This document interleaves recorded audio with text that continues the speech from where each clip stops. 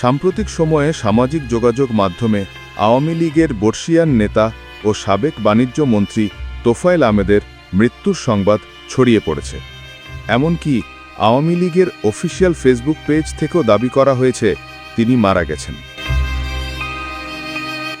জনমনে প্রশ্ন দেখা দিয়েছে, সত্যি কি তাহলে মারা গেছেন তোফায়েল আহমেদ?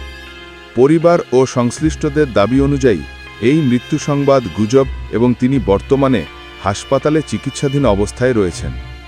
এর আগেও গত 28 সেপ্টেম্বর রাতে সামাজিক বিভিন্ন মাধ্যমে ছড়িয়ে পড়ে তোফায়েল আহমেদ মারা গেছেন। একই সময়ে ভোলা সদর এলাকার স্থানীয় আওয়ামী লীগ নেতারা এবং তার পারিবারিক সূত্র মৃত্যুর খবরটিকে গুঞ্জন উড়িয়ে দেন। তারা জানান, আলহামদুলিল্লাহ, প্রিয় নেতা মারা যাননি। পরিবারের বরাত দিয়ে বলা হয়েছে তিনি বর্তমানে ঢাকার স্কয়ার হাসপাতালে লাইফ সাপোর্টে চিকিৎসাধীন অবস্থায় রয়েছেন। স্কয়ার হাসপাতাল ও চিকিৎসক সূত্র জানায়, বার্ধক্যজনিত নানা জটিলতা ও দীর্ঘদিনের শারীরিক সমস্যার কারণে তিনি কয়েকদিন ধরে হাসপাতালে ভর্তি আছেন। তার শারীরিক উন্নতি খুব কম হয়েছে এবং তার অবস্থা গুরুতর রূপে বিবেচিত হচ্ছে।